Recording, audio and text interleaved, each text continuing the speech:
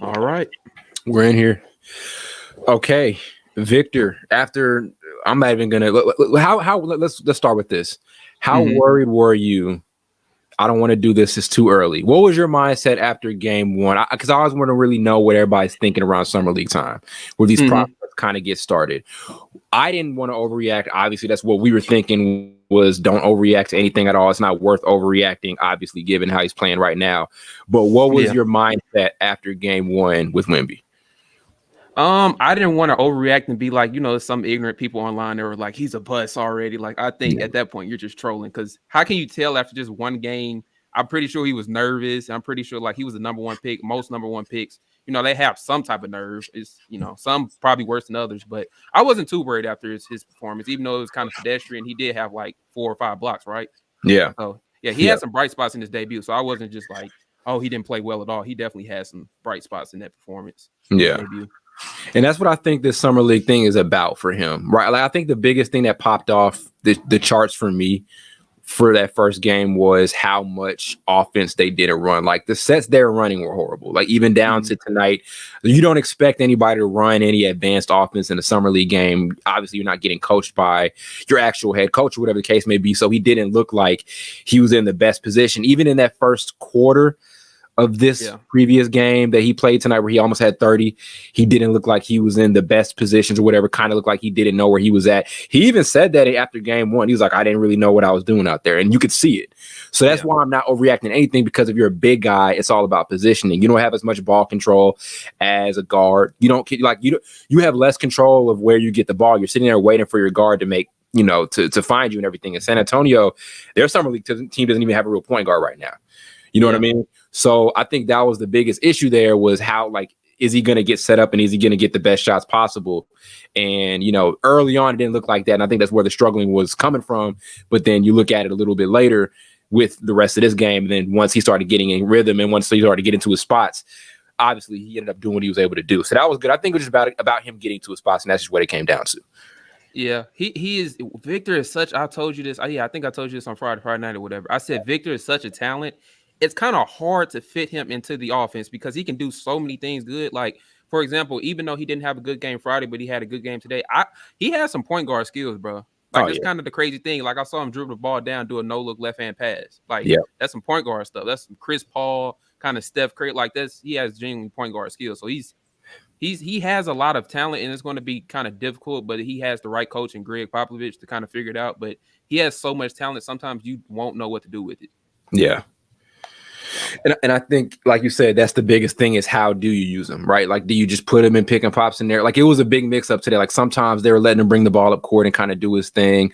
Other times it was pick and pop stuff. There were a couple of post touches. That's what you wanted to see. Like I said, it's not about the numbers. It's not about if he was able to score 30, whatever the case may be. It's the variation of stuff. Like I said, he had a couple of turnaround shots. Like, he had like a right-handed hook shot over a defender. He had a turnaround jumper in the paint.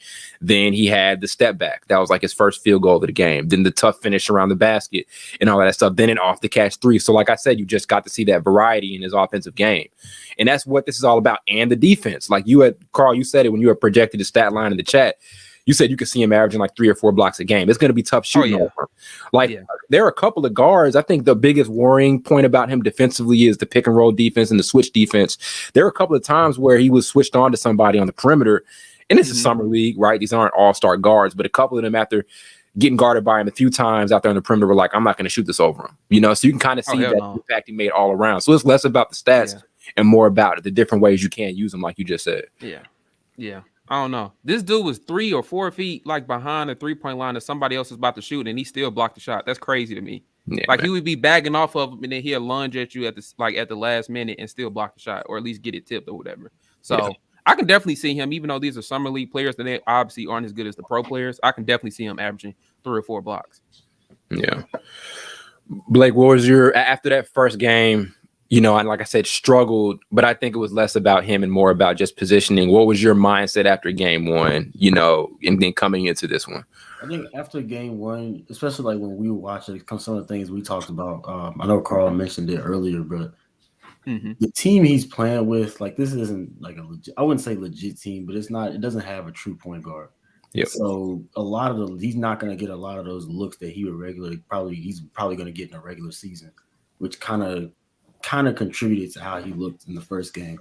Also, I know Ty, you also talking about how tough it is just to plug him in right now, since he can pretty much almost do anything, which is a good problem to have. Yeah. But I know what I like seeing this game at least was he was playing on the perimeter a little bit more. He looked a lot more comfortable, especially shooting the ball, handling the ball. So I think going forward, I think just finding out that real niche spot for him is going to be important. And I think like once he finds that, he'll be all right. Yeah.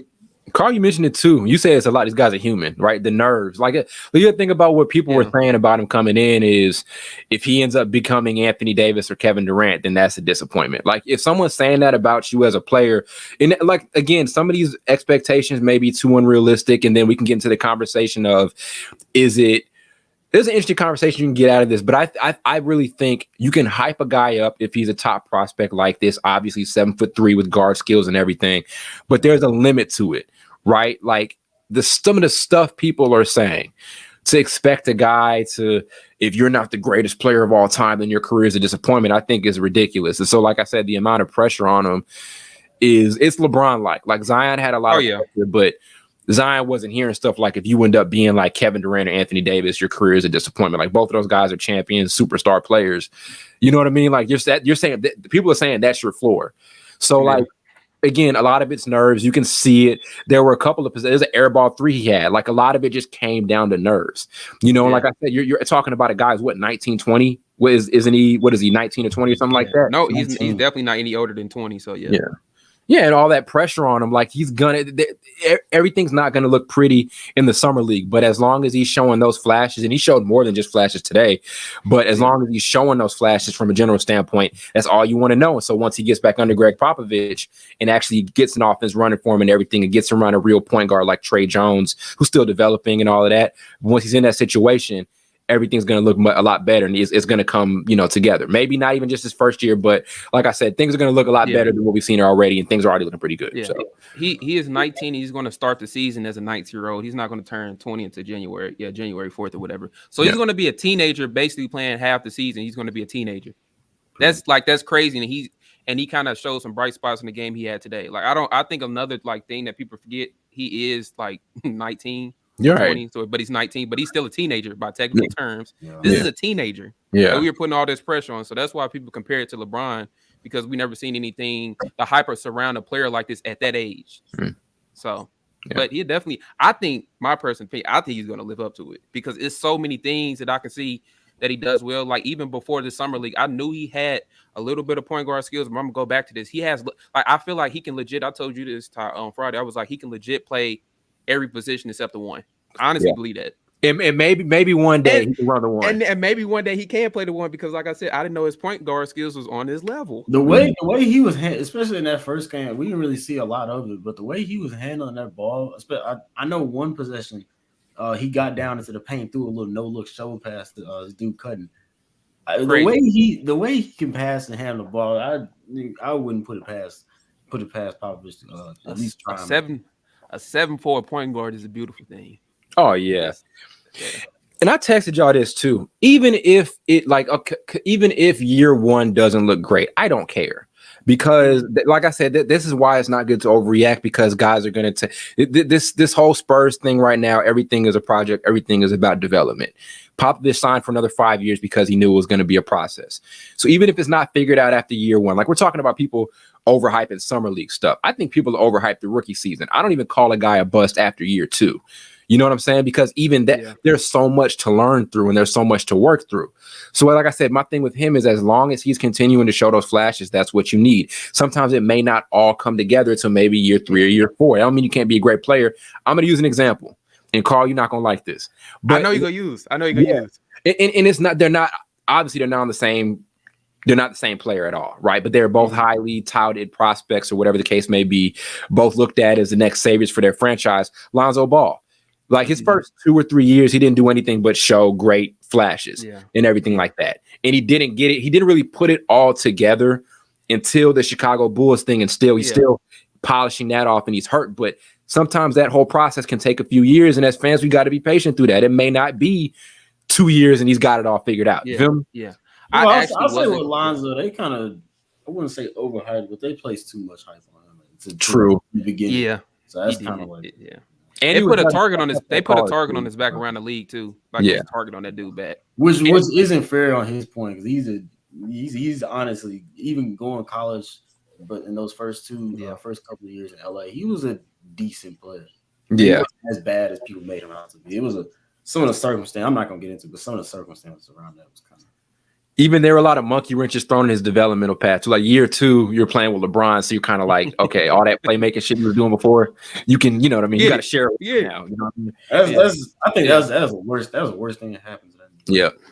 Yeah. I actually wasn't even going to compare Victor to Lonzo's situation. I was going to compare it to Kobe's because Kobe didn't become Kobe right away. It took him like 3 or 4 years and maybe a little bit more because he had certain players in his spot or whatever the case may be. So it took him a little bit longer to develop than people probably would have wanted, especially Laker fans. But look what he became. So sometimes it's about patience. You can't call a player a bust after 1 year. Sometimes you can't even call him a bust after 2 years. I agree with that. Like that's my whole thing. Like let's say summer league thing looks ugly, right? Okay. Let's say year 1 looks ugly. Okay. Like I don't care. Like it's all about development. This is a guy who has a lot to work on from a physical standpoint. You know, he has to bring his game together. I think he's got a lot of skill, but he's still raw. There's not a lot of stuff he's super polished in, maybe outside of shooting or whatever the case may be.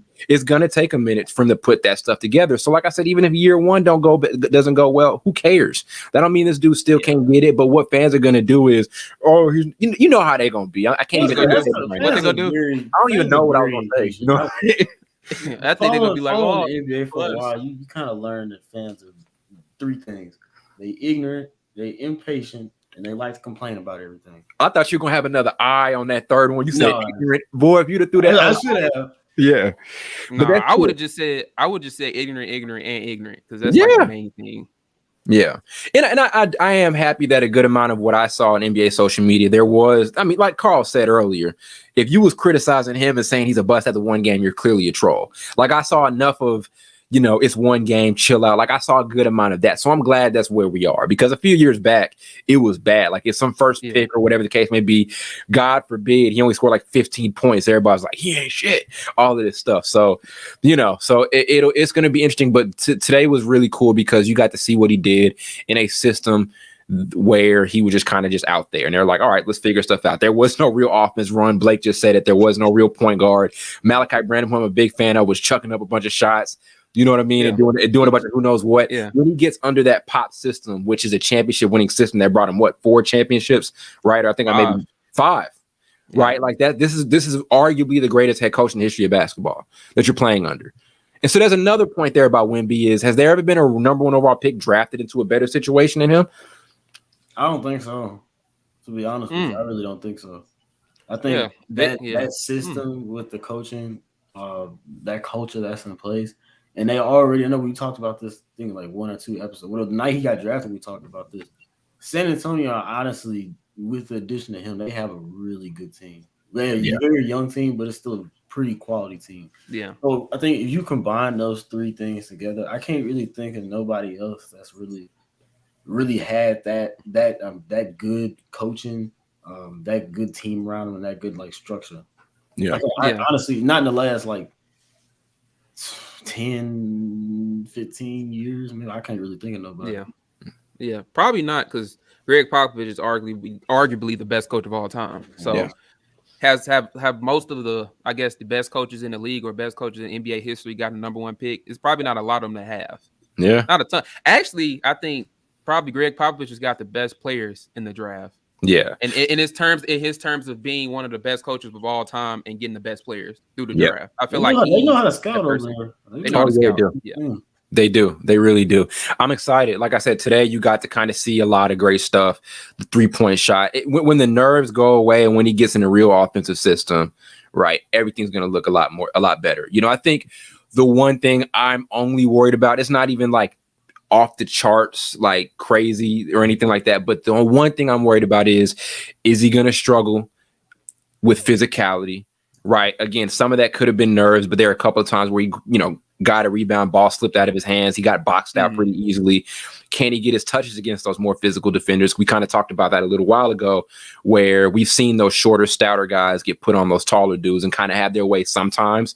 Like to the likes of PJ Tucker, teams are going to put those types of guys on, and maybe a little bit taller, but teams are going to try to put those kind of guys on to kind of, push them out of the paint. And then also the defense thing. How well is he going to be when it comes to guarding on shorter dudes, quicker guards who are trained to get their shots off on the perimeter over 7 foot plus guys? Is he going to do well in that area? Because he looked a little bit shaky when he switched on a couple of those shiftier guards. But like I said, it's early, but those are just 2 questions I've got. And again, those aren't even like jump off the chart stuff. From a large perspective, people know, as you both just said, it comes down to getting in the right offensive system and everything like that. And that's just what's going to come down to. And I think I know that's going to benefit him big time in year 1. So we'll see how it all turns out. But he was hooping tonight big time. I think probably my 2 biggest concerns will, of course, be the physicality. But I think making sure that they're utilizing his skill set to, the fullest of abilities, not just, sticking him down in the paint and just say, okay, stay over here. Mm-hmm. You see what he can do with the ball in his hands. I really, especially this season, I know it's not guaranteed they're going to just give him the keys to the offense, but especially like coming up with this season, I would really love to see him get a lot of freedom, especially with the ball in his hands, down on the block and perimeter coming up, maybe bringing the ball up or something, anything that really gets him that experience with the ball in his hands. Yeah. I think they will, because they almost don't have a choice, because like last year they were a bad team. The year before that they were just okay. So I feel like they have to kind of go towards Victor, and obviously he's the number 1 pick. Go towards him and kind of see where that could be headed with him, getting the ball in the post or feeding him more, or letting them kind of control the offense to kind of just see what they have. I don't think they have a choice. Yeah, he's going to get that freedom. He's going to get put in great situations, and he's going to learn how to play in a great system. Like I like seeing young guys get drafted to these types of situations, because if you can go play in a pop offense, you can play anywhere. Same with Golden State. You can play well in a Golden State offense. That's why I think Jordan Poole, y'all know I'm not a big Jordan Poole fan, but I think at some point he's going to be really good, or he's going to be an all-star or something of that nature, because he came up in that system. So he knows the right way to play basketball. If you come up under the Pop system, let's say magically the Spurs thing doesn't work, right? He came up in the Greg Popovich system. He knows how to play the game the right way. That's why I kind of have a little bit of faith right now in James Wiseman, is because you had Draymond Green barking in your ear the first couple of years you were there. You know what I mean? It didn't work, but I think at some point, what you got from that, you know what I mean? You got to at least have those guys in your ear. When you're around winning players, and when you're around that type of culture, it rubs off. And so when you go into different situations, a lot of times, it'll all work out and come together. You know what I mean? And so I think that's what's great about it. Obviously, he's got all the OGs on his team and everything. But like I said, from a basketball standpoint, you can play in a Greg Popovich system that's constant motion, right? That's taking the best shot available. He's going to have you playing the game the right way, and he's going to demand the best out of you, because he's coached arguably the greatest power forward in the history of the game. You can play under him, you can play under anybody. So there I don't think there are too many. There's not a better situation for him to be drafted into, even for him being drafted on a bad team like this. So I'm excited to see how things work out. But this is all. It's all looking good here from these first couple of days for Victor. You're taking that next step. You're taking that rookie under. I was going to say, dude, what do you all think? Because we were talking about Victor. What do you all think about Jabari Smith's performance, especially today? I know over the last 2 games he's had 70 points, but I want to ask you all, how do you feel about his game that he had today? I loved it, man. I loved it as a Jabari Smith truther. I loved, especially that last game. We had that game winner against Portland. He threw that shot up fast. That was like I was quick. I thought it was from half court. I remember when I told you. I think it was from like just inside half court, which is still half court. You know what I mean. But I think he's really showing us some development, especially coming last season. I know people are talking about he hasn't really looked as good as people thought he would, but I think most of that was kind of a testament. He seemed kind of limited in that offense that Steven Silas was running. Granted, that whole team, their offense as a whole was just horrid. So I think under Ime Udoka this year, I really think we're going to see a lot more freedom for him, and him be able to really just really just showcase what he can do, especially what he's been doing these last 2 games. I was the aggression from him was like really good to see. Like he's been extremely aggressive these last couple of games here, and that's what you want to see from a guy like him, who I think had a rough start to the first half of the season, and then he didn't end the season like as a super high level rookie, but you can see he was getting better. But this is why he wanted to play, where he's in a situation now where he's got to be more of a leader. He's got to take more of that gung ho attitude. He is the best player out there right now for them, obviously. And he came into the summer league knowing he was going to be the best player out there for them. I like seeing this for him. Now, question, and Blake just kind of mentioned it, when you go back to the regular season, the offense, there's a lot going on there. Now you've got Fred VanVleet is going to demand a lot of shots. Jalen Green is going to demand a lot of shots, right? Thompson's going to have the ball in his hand. Shane Goon, you're just going to phase him out and not play any low post ball anymore. If they start Dylan Brooks, you can expect him to be shooting the ball at least 10 times. Hey, the way they built his team is kind of weird. Yeah, it's just like he won't. I'm gonna be honest, because you all just named off them players. He won't be playing like this or really grow like he probably can with his talent on that team. I just don't see it, especially you just named all those players. He won't get the ball enough. I don't understand I get you want veteran presence, but at the same time, you got guys that are still developing, especially when you sign Dylan. I can understand Dylan Brooks, but with Fred VanVleet, you got guys that are developing at that point guard position, and you still trying to develop a lot of other guys. It's like those guys are going to command a lot of minutes. So those younger guys aren't really going to be able to get that time that they need to learn. They aren't. This Rockets thing is a weird trade-off, man. It's a really weird trade-off because on one hand, roster-wise, defensively, this team should be really good. Ime Udoka, one of the best defensive head coaches we saw from that one season. Fred VanVleet is a great defensive guard. Jabari Smith, I think, is going to develop defensively under him. Jalen Green is going to develop defensively under him. But like I said, offensively, like you guys just said, it's going to be weird because does Fred VanVleet hinder Jalen Green's scoring, development? Does he hinder Jabari Smith's scoring development? Because Fred VanVleet is a volume shooter too. You know what I mean? Like it'd be different if this was like very loosely. Yeah, like this be different if it was like Chris Paul or something like that, some point guard who had a little bit more duality in their game. And not saying Fred VanVleet doesn't, but Fred VanVleet is a volume shooter, right? Great player, great veteran. He's an NBA champion, but he is a volume shooter. Yeah. So this a weird trade-off. You did get veteran presence.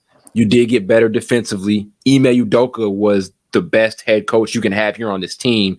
But then now you're in this weird point that a lot of rebuilding teams get to where you're kind of like, who are going to be our guys moving forward? And I think that's what this season is going to be about. Who's going to get phased out? I think they can be pretty good, but also we're going to kind of see who's going to get phased out, and who's going to still be in, because we saw that happen like last year, Sacramento, new head coach.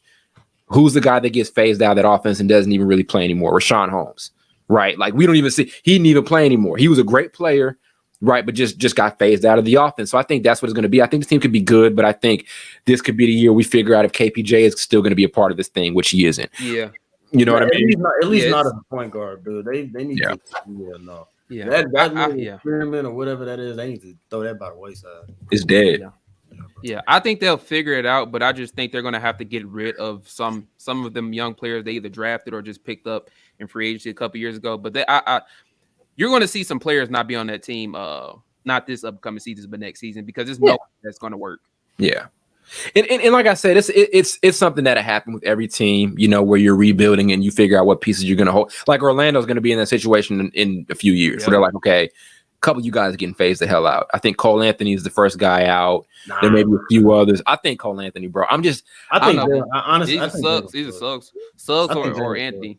Jalen Suggs has been underwhelming. Okay. I think, but either way, there's going to be a guy that's going to get phased out of that process. And so that's what's going to happen here with the Rockets.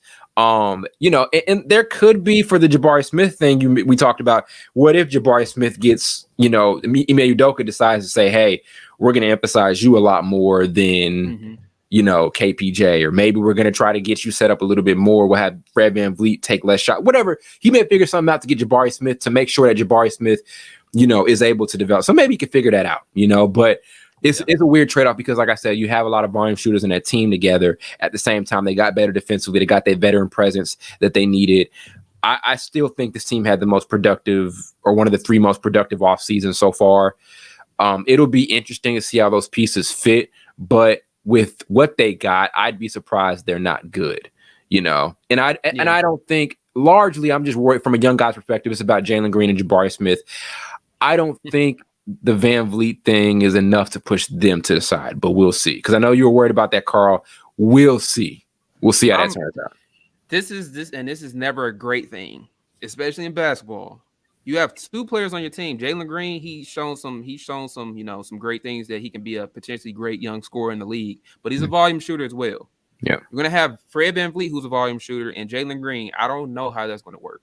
Yeah. Don't know. Somebody's gonna have to just become more efficient and know when to shoot and when not to shoot, or somebody just gonna be, I don't know, pushed to the side, honestly. Yeah. I don't think they push them veterans to the side before they push any of them young guys. Yeah, I think the guys they push up, to be honest, the only guy who's going to be out is going to be either Şengün or KPJ. Like, I think that's what it is. And I'm not mad at them shedding them off. You know what I mean? If it means Jabari Smith gets to elevate, Jalen Green gets to elevate, and then you got the Fred VanVleet thing there. So I think they're going to be fine. It is weird considering how many guys they have there who are volume shooters and who are still trying to develop from a scoring perspective. But I think they're going to be fine. I think there are going to be guys who are going to get phased out, but I think that's a natural process for any rebuilding team. You feel me? Yeah. They just, whoever picked those players over the last couple of years, not counting the offseason, because the offseason they did get better, but it's just going to be weird because of the players they drafted in previous years. Mm-hmm. I feel like whoever drafted those players didn't really look at the roster, because like, why are you drafting and picking up some of the same players? Like, how are you going to get better if you keep getting the same talent and not getting better in other areas? Like defense, Let me ask you a question. Do you think they drafted? I think they drafted well from a fit perspective. I don't. They have a lot of guards to me. Okay. They have too many guards and too many. Really. They have too many in between players, in my opinion. Like, not really. KPJ is obviously one of them. They don't know what to really do with him. And you said they might push Şengün to the side. They shouldn't. He's a great young player to me, but does he really fit with Jabari Smith's talent? Like, can Jabari Smith really become who he can with Şengün on the floor? Hell that's yeah. like what I mean. But that's what I mean. But but if he could, then why would you have to push him to the side for him to blossom? I'll say this. How they've drafted, especially the last 2-3 years.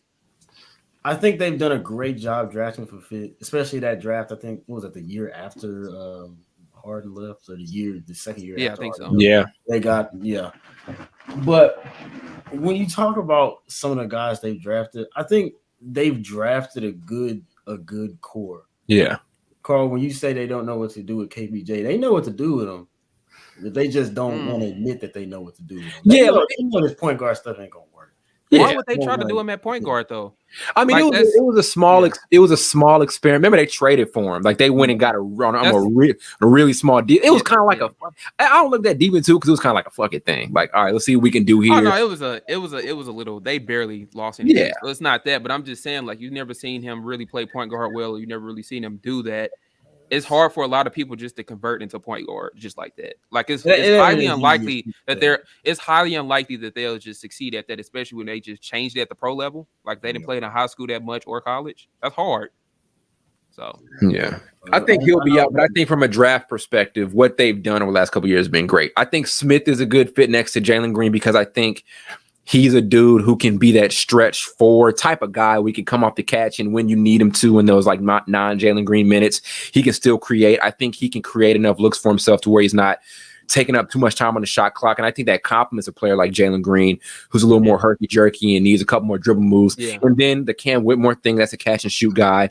Amen Thompson, you're going to have him there to be a playmaker, and we'll see what he does from a shooting perspective.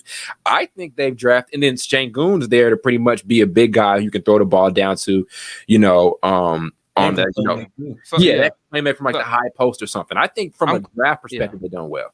That's a decent starting five. Given I'll tell you what, given Cam Whitmore how he develops, but that's a decent little up and down. So who would be the point guard? Would Amen be the point guard? Who would be the point guard? Because you can't just have. That's why I said I didn't say they necessarily drafted badly. I just don't think they always drafted in terms of do these players fit the best. You can still draft great, But like, did you really? Because obviously the players on your team you drafted can still be good, but do they really fit all the best? And then you get some of these players in free agency like Fred VanVleet, who's a volume shooter, and then you get I forgot his name, but you got another player in Dylan Brooks. Dylan Brooks, and he's obviously a volume shooter. Like he's the worst one out of everybody.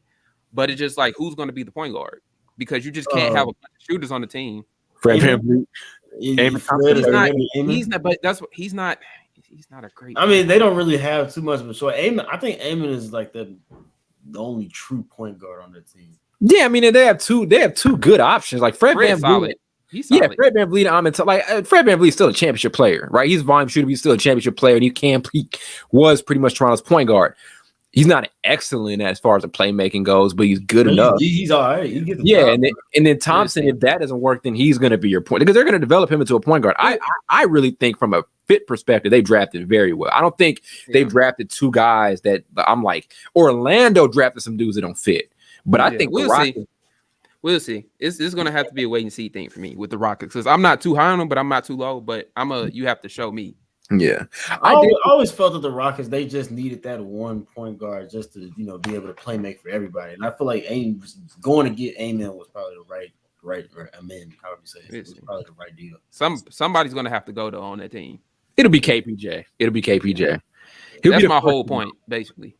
Well, yeah, I mean, like I said, but that's natural. They draft him though. That's just that's natural for any team that's like that's going from rebuild to being good. Is they're going to shed a guy or two. You know what I'm saying? I think that's just Like I don't.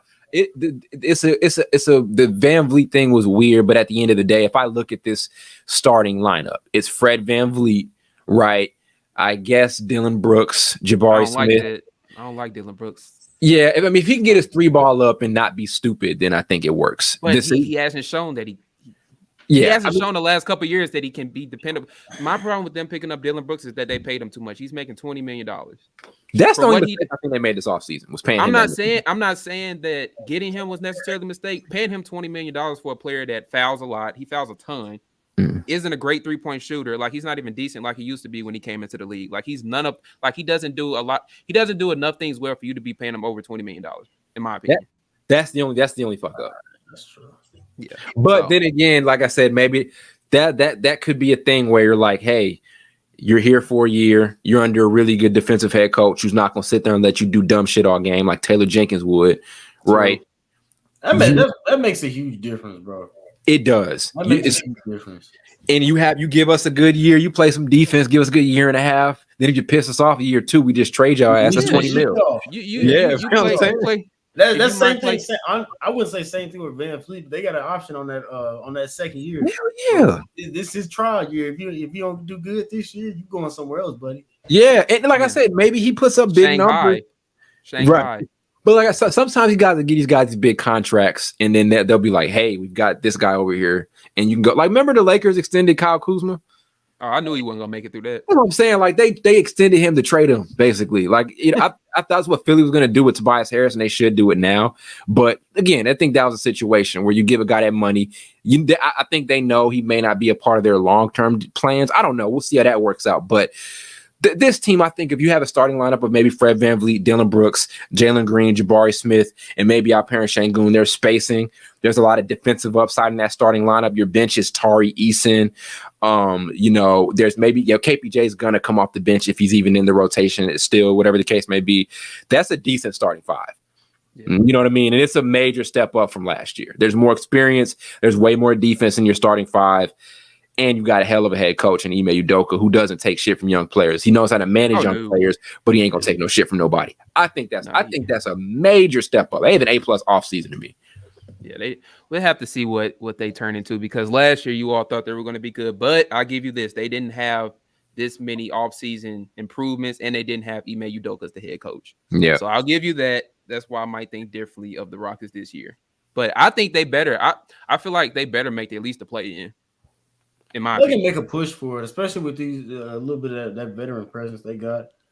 I think they can definitely make a push because they were tied for having the worst record in the league. The Spurs, them and the Spurs, I didn't even know, but the Spurs were tied for having the worst record in the league. So, but if they end up right where they did last season, that's not going to look great. I'm gonna be honest. Yeah, it never looks great. Yeah, It never looks great if you end up last again, but just like at least end up, I guess, 11th or 12th, not 15th or So I know last season I was kind of optimistic about them making the playoff. I mean, playing, and then we know how that last season went for them. So. But the thing I like about them is I think they knew from a talent perspective they could have done it. They could have been, if you know what I mean, from a talent perspective, they could have done it. They knew they're pretty immature. There's a lot of stuff going on. Coulda, woulda, shoulda. You know what I mean? There's a lot of stuff. So I think they knew that. Ordering a grill sideline during the middle of the game amongst a lot of other. There's a video. KPJ and Johnny Dang. Johnny Dang is sitting courtside, and KPJ they over there ordering a grill during the game. You lying? I swear. I made you don't go take that. Oh, KPJ is gone. Wow, really? I didn't see that video. No. I think so. Now that I think of it, I had zero clue about it. You're joking right now. You got 15-year-olds that won't even do that. That's extremely childish. Yeah. Nah. I don't think it was about the talent. I think it was about their immaturity. And like I said, you don't take that. Yeah, and amongst a lot of other things that were occurring in the bedrooms in the off season. But you say they shipped one of them guys off. Yeah, like Christopher is one of your first guys out. There are going to be a couple other guys out, but like I said, I don't think the maturity thing is going to be as much of an issue for this team. Let me ask y'all this: who do you think is going to be? Because we saw this young team make a surprise run last year to the play-in. Who do you think is going to be better next year, the Rockets or OKC? OKC. That's a great question. OKC. I think OKC. Okay. OKC got a little taste of the playoffs last season, so. I think they're gonna do something this year. I hope they do something. I really hope they do something. Yeah. It's about time for them. They've been stockpiling all these picks. You done developed all these guys. SGA and Josh Giddey, they look great with each other. Last year. Yeah. Chet's gonna be here. He's been looking decent. You got a nice little supporting cast around him. Yeah. You missing my guy, bro. You missing somebody. Chet's been looking great. Jalen Williams. You talking about Case and Wallace, boy? And he ain't gonna be. Yo, he was lighting it up. He was another underrated pick. A really good defensive guard. He can, put the ball on the floor and he can shoot the lights out. He had a bunch of threes in his first game with them yesterday. Okay. I don't want to say nothing about him because I knew how you was gonna get. Oh, yeah. That's my guy. He's very versatile. He's got a lot of game to him. But yeah, well, OKC's done. It's dope seeing them actually look like they're putting it all together. We saw them be really good last year during spurts and last season. They're ahead of the curve right now from a developmental standpoint. I didn't think they were going to be that good last year. I didn't think they were going to be a playing team at all. I didn't think Josh Giddey was going to be that good. Yeah. He's looking like they franchise point guard next to SGA. They've always been that type of franchise though. Like they are always ahead of schedule. Like I can't remember, but I'm pretty sure when KD got drafted, but this is when he was with the Supersonics. So you're going to have to twist that around however you would. But his first couple of years with OKC, sometimes they probably didn't have that much of a reason to be as good as they were his first couple of years with them. And then you had situation with Chris Paul and Dennis Schroeder on the team with SGA. Yeah. Like we didn't think they were going to be that decent. That was weird. But they've had a lot of years. But they were good. Like they pushed the Rockets to the bitter end or whatever. And then they found players like Lou Dort who was locking down James Harden. Yeah. So they can find some players and they can shock you when you least expect it. Absolutely. They might mess around, be the 4 or 5 seed this year. I'm like dead serious. That could happen. Like they have that type of talent. For sure. The Chet thing, like I feel like with Wembanyama being drafted, we kind of forgot about him. Like it's like that thing. It's like that Toy Story meme where you see him like, I don't want to play with you anymore. Like that sort of thing. Like we forget that he was the unicorn of last year's draft and he was the next guy. You know what I'm saying? And obviously the hype for him is different than the hype for Wemby, but Chet's I'm excited to see like Chet and Wemby match up. We may get him here in the summer league at some point, in the next couple of days. Hopefully, I'm not sure what the schedule looks like, but those matchups are going to be very fun between two rookies, 7-footers, who can play outside the 3-point line, who can put the ball on the floor like we're seeing right now. Built the exact same way. Really have similar criticisms. Like the same stuff we were saying about Chet, the same stuff we're saying about Victor. Here's a difference, though. Chet's a little bit quicker than Victor. And that's because he's got a few inches less than him. But I was crazy saying that considering they're both 7-foot+ guys. But, there could be some times we see Chet win some Victor Wembanyama matchups. I'm really interested to see them go at it against each other because I don't think Chet's too far off from Wemby. to be completely honest. I think if I'm a GM and if those two were in the same class, I'm having a very, very tough time making that decision at number one. Yeah.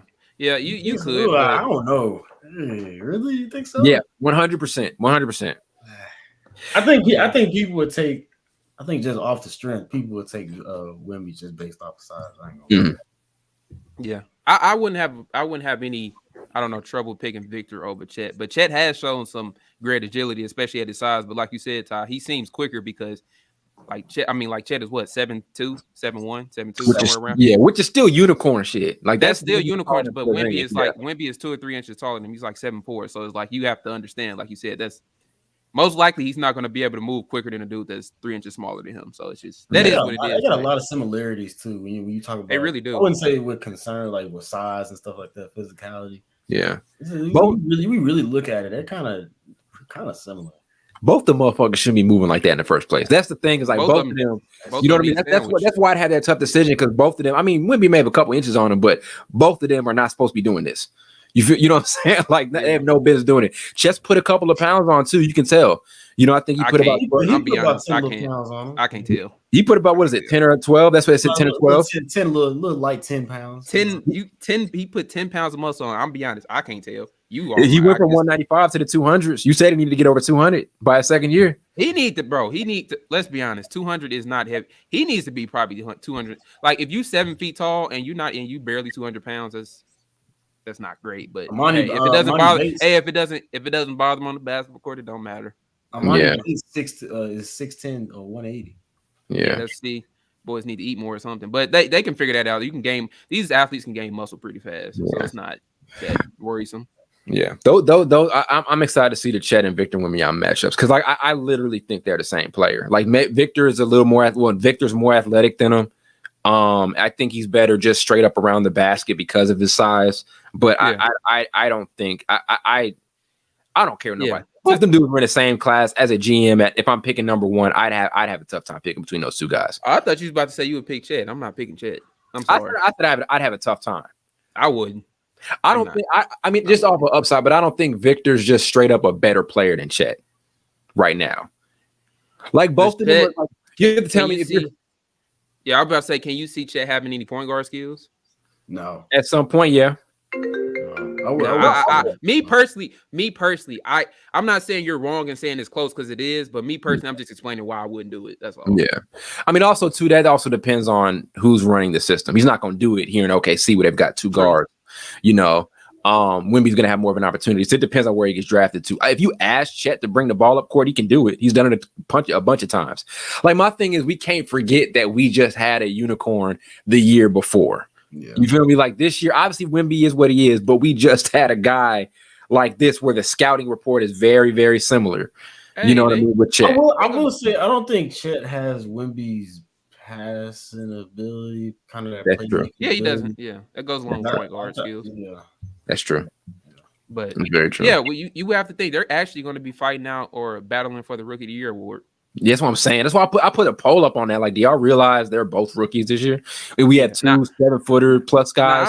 He shouldn't be no. I hate. I don't. Yeah, I was just about to say that. I don't know how to feel about that. I know he didn't play, but he was still on the team. Rookie. In technical terms, he's not a rookie. He sat on that bench. He got paid. He sat on the bench and got paid. He got in there. He practiced. I agree with Blake.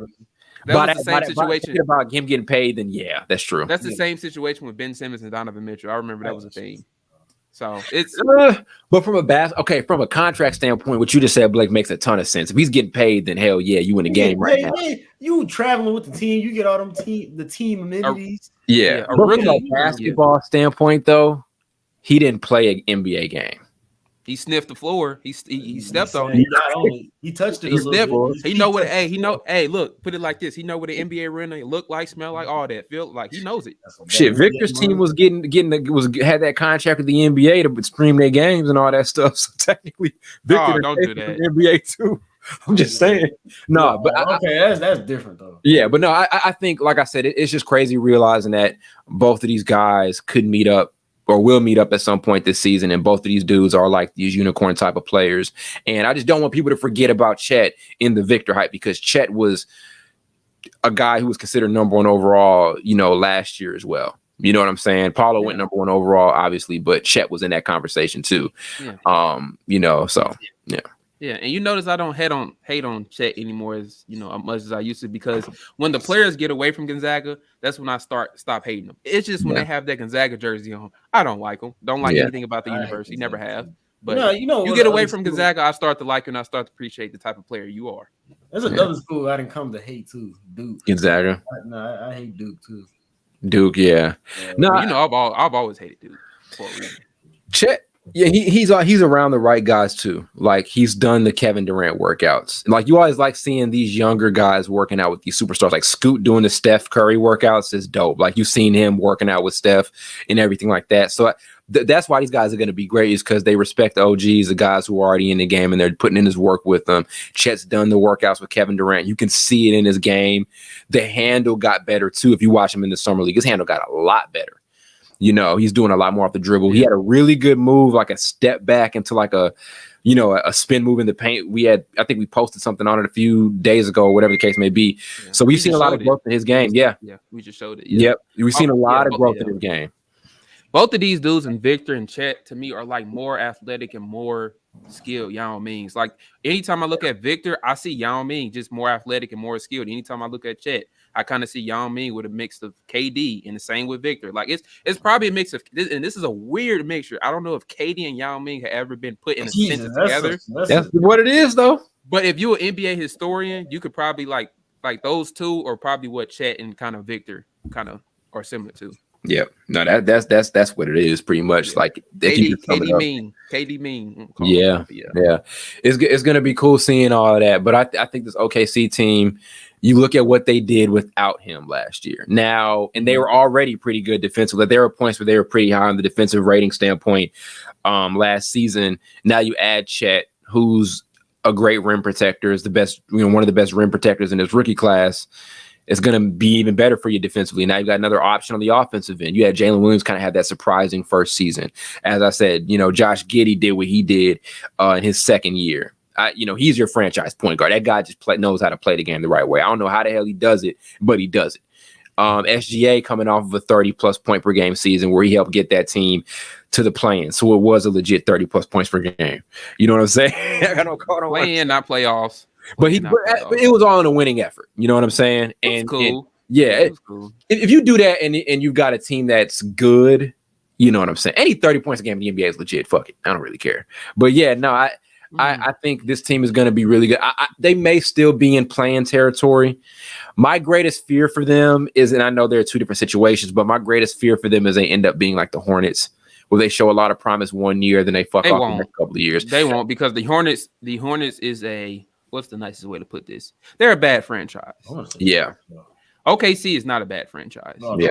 When you're a bad franchise, you continuously do things to solidify yourself as a bad franchise. Yeah. When you're a good or decent franchise, what makes you seem like you're a good or decent one, you do things like OKC did last year and the previous year. So they're not going to be like that. I promise you. Yeah. The Hornets have been and will continue to be bad for a very long time. Since we've been alive, they only had like 2 good seasons, 2 or 3. Yeah. I'm like dead serious. Had a good season, and then the next season you right back in the lottery. That is, yeah.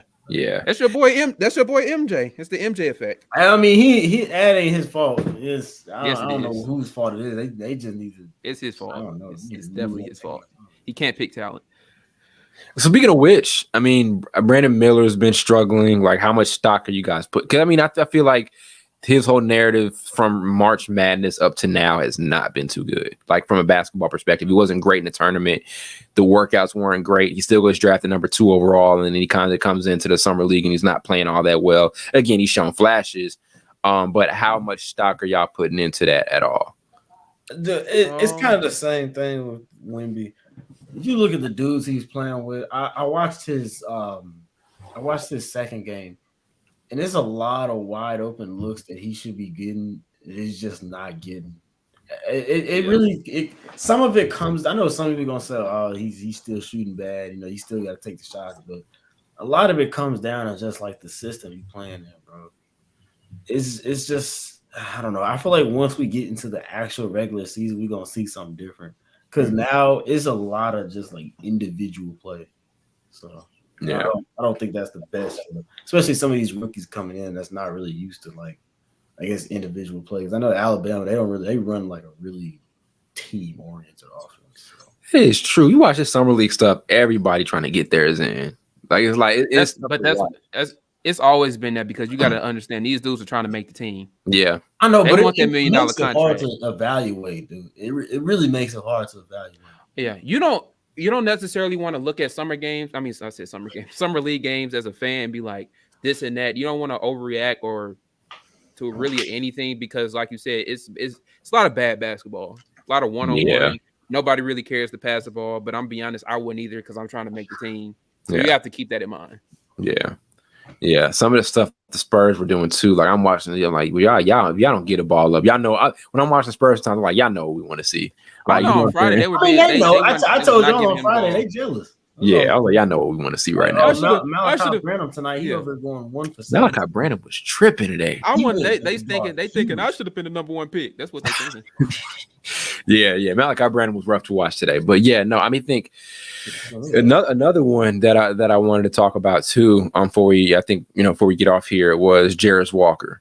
I think we talked about young teams who are taking steps ahead in their development. That Pacers team, I think they're going to be a lock for the playoffs. They almost were during the season. They just kind of totally fell from glory. But if you look at them this offseason, underrated pickup was getting Obi Toppin, who totally complements their transition offense. He's going to be freed up playing with Therese Halliburton. I think that's going to be super beneficial to him after having a weird role in New York. But like I said, Jarris Walker, a great pickup. Elite defender. We saw with the blocks he had against, my Wizards in the summer league, yesterday. I think people have underrated his game a lot too, because I feel like they're trying to act like he's this cleanup guy, right? You don't have to run plays for him and he can be kind of this Draymond Green. Jarris Walker has some pretty polished offensive game too. He can pass the hell out of the ball. He's got some solid mid-range game. I think people are kind of underrating him a bit. I can't wait to see how he continues to show himself off during the summer league. I don't know how much of it's going to translate to, when he gets over to Indiana during the regular season. But they may be giving him more opportunities to create for himself than we think. And I think he's going to be a major sleeper for that Rookie of the Year award. I think he will. He's in the right environment, great coach for what Carlisle's done over the course of his career. Great point guard who's going to set him up for great looks. I think I'm mad we passed on him. I think the Wizards should have went and got him. Y'all was all over the place on draft. You'll wait and see. Maybe you won't feel that way halfway through the season. You never know. Like you said, it's really hard to evaluate some of these dudes in the summer league because we've seen players that play terrible in the summer league end up being better against the pros in the actual NBA and NBA games. But we've seen it vice versa too. They light the summer league up, then they don't really know how to adjust to the game, and they don't end up being a bust. But we thought they probably could have been better. So you really have to wait and see.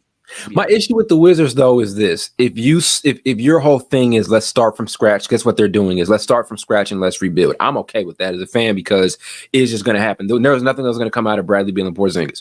Let's go ship them away and let's just start rebuilding. My issue with them was, if you're going to do this thing where you're like, let's just start from scratch, then you pick the most talented guy available. In my opinion, you go best player available.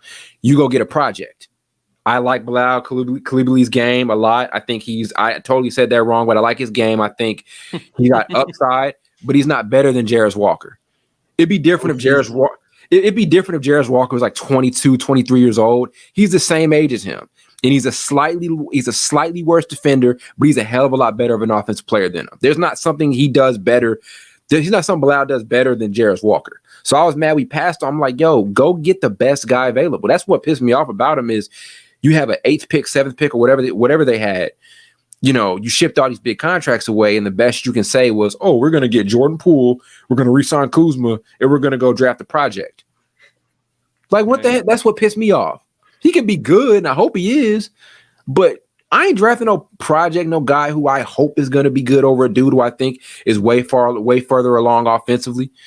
I mean, looking at what I'm just be honest, Ty. Looking at what y'all front office has done the past 2 months, I wouldn't stress myself out about it.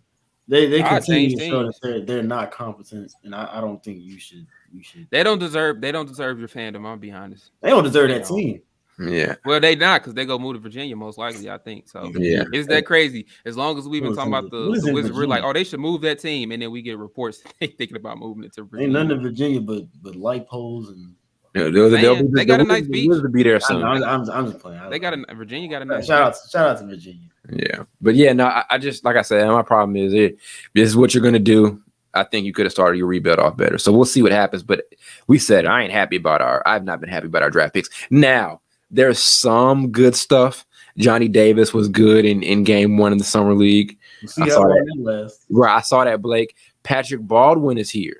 We forget how great of a player he was in college, how highly touted he was going to, going into college and everything. And then he was kind of dropped out of a lot of people's, conversations his first couple of years or his first year in the league. But he's there. He had a really good game 1. So there are some good prospects here, for this team. But hopefully it all comes together. But we're just all over the place. But again, it's the first year in the rebuild mode. So we'll see what happens. But I think we could have kicked it off a lot better if we're going to ship off 2 max contracts and have a top 10 pick. I think we could have done a lot better. Yeah, we'll see. See how this season turns out from the summer league. See how these players, how good these players really are. Are they bust? Or are they good? Or are they just okay? Should they have been a lottery pick? Should they have been picked at all? Should some of these undrafted players, like from Kansas State, Noel, that's y'all boy. Should he been drafted? Should he been given a chance? How good is he going to be? So we're going to see all that this season. We're going to see. Yeah. I want to give a little shout out to Mark Noel though. We were talking about this Friday. He did his thing in his first summer league game. Shout out to him, and I pray he gets a real chance. Yeah, G League, league 1 to 2. That dude can hoop. Yeah. I don't. His passing is super next level. And I'm Toronto. Fuck it, you're not winning this year, so just give him a shot. What else y'all got to lose? Yeah, yeah, like Donald Trump voice. Like what else do you guys, you know what I'm saying? So yeah, give him a shot, man. Shout out to Imani Bates too. Yeah, he did. I think he had 16 and 8 tonight too. Yeah, man, he's just a bucket. That's another one of those guys that did super well in high school, and then we all know him from that, and then hopefully he converts it, over here to the pros. I don't know how much of a chance he's going to get in Cleveland. I don't know how much of a shot he's going to get in Cleveland, but I hope he does well. He's a baller. So true hooper. Yeah. But I mean, really also, I mean, let's keep it a buck. Some of these guys ain't better than him in the class. Some of these top 10 picks ain't better than him. He just had a rough situation. Yeah, like your boy Cam Whitmore. A lot of people, ain't like, better than him. But yeah, but you know how they go. I'm not gonna say Cam Whitmore is probably the best player in college basketball this year, arguably. Yeah, you know how they go though. That's all I'm gonna say. Shit, y'all. Hey, right? Houston got that. They got 2 top 5. I keep saying it. Y'all got 2 top 10 picks in 1 draft. So fuck it. Attitude, but yeah. Yeah. Yeah, but we can end it there. Right, It's a lot of good players in the league, or at least in the summer league. We're going to just see how they turn out. Yeah.